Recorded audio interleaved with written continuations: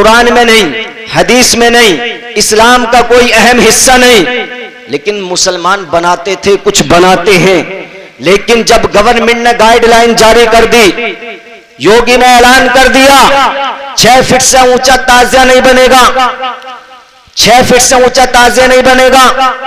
अब गाइडलाइन आ गई, आने वाले वक्त में देखना ताजिए का साइज छोटा हो जाएगा, ताजिए का साइज छोटा।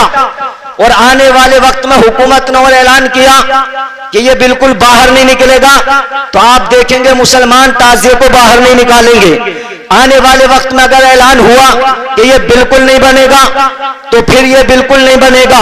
तो बात मैं ये कहना चाहता हूं, जो बात आपका दिन 1400 साल से कहता आ रहा है, जो बात उलमा अहले सुन्नत 1400 साल से समझा रहे हैं, वही बात अगर गवर्नमेंट आपको जब डंडे की नोक पर, जब पुलिस की पावर पर जब समझाती है, तो फिर तुम्हारी अकीदतें भी खत्म हो जाती हैं, फिर तुम्हारी रस्में भी मिट जाती हैं, फिर तुम्हारे बहाने भी खत्म हो जाते हैं, और फिर तुम वही काम करते हो जो हमारा इस्लाम और कुरान कहता हुआ नजर आ रहा। फिर क्यों करते हो वो काम? क्यों ना वो बात पहले ही मान लो जो कुरान ने मनवाई है, क्यों ना उस पर अमल पहले ही कर लो जो हमारे नबी ने फरमाया है।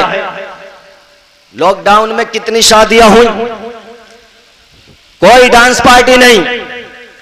क्या जायज है इस्लाम में? नाजायज।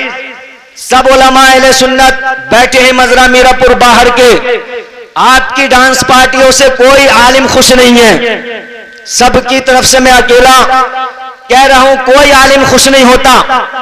सबके दिल तड़पते हैं, सब अंदर अंदर घुटते हैं और सबकी बदनामियां होती हैं। वो मजरा मीरापुर गांव जिसमें अल्लाह ने इतने बड़े इल्म वाले मुफ्ती, आलिम, कारी, हाफिज यहां पैदा फरमाए, जो इस गांव से लेकर पूरे हिंदुस्तान में तकरीरें करना चाहते हैं, जो पूरे हिंदुस्तान में नाते पढ़ना चाहते हैं, जो पूरे हिंदुस्तान में वाज़ो नसीहत करने जाते हैं, लोग बुलाते हैं, उनके गांव में ऐसी खुराफातें। बड़े ताज्जुब की बात है। तो फिर दिल दुखता है, समझाते हैं, नहीं मानते। लेकिन जैसे लॉकडाउन लगा, पुलिस ने एक्शन लिया और कहा किसी शादी में नाच गाना नहीं होगा। लोगों ने ऐसी शादियां कर ली कि पड़ोसी को भी पता नहीं चला। 4-8 लोग गए, बारात करके आ गए, निकाह हो गए। ये सादगी कहां से आई? ये सादा सी शादियां क्यों हुई? इसलिए कि तुम्हें गवर्नमेंट का डर हुआ तो तुमने सादा सी शादियां की। काश तुम्हें अपने रब का डर होता, काश तुम्हें खुदा का डर होता और तुम खुदा के डर से इन डांस पार्टियों को छोड़ते, इन नाच गानों को छोड़ देते, इन आतिशबाजियों को छोड़ देते, तो खुदा तुम्हें इस दुनिया में जन्नत का इनाम अता फरमा देता। माशाअल्लाह, जिंदाबाद, नारे तकबीर, नारे रिसालत, मजहब इस्लाम, मसलके आला हजरत, फैजाने आला हजरत, शहीद आजम कॉन्फ्रेंस भाई हजरत मौलाना मोहम्मद रिजवान मरकजी साहिब किबला। माशाअल्लाह माशाअल्लाह। बताइए, छोड़ी ने छोड़ी डांस पार्टियां जो ये कहते थे कि हमारे यहाँ की शादी बिना डांस पार्टी के हो नहीं सकती, जो ये कहते थे, जो ये दावे करते थे कि कोई शादी क्या, हमारे यहां तो खतना भी बिना डांस पार्टी के नहीं। कहां गई वो पावर? जब योगी का हंटर चला, कहां गया वो ऐलान? मुसलमानों, जिन्हें डर नहीं खुदा का, उन्हें डर है हर बला का।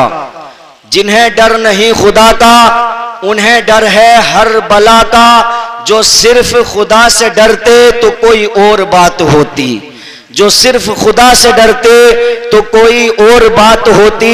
ये कुरान के 30 पारे जो तेरी नजर तक हैं, ये कुरान के 30 पारे जो सिर्फ तेरी नजर तक हैं, तेरी दिलो ज़बां पे उतरते तो कुछ और बात होती, तेरी दिलो ज़बां पे उतरते तो कुछ और बात होती।